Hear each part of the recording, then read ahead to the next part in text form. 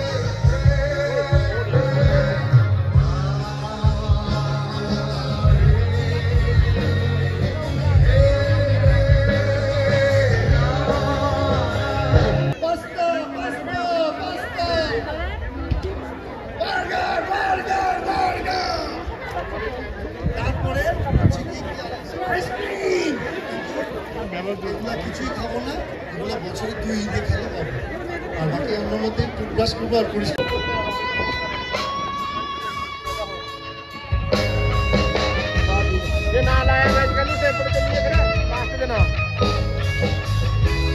ठीक है जी।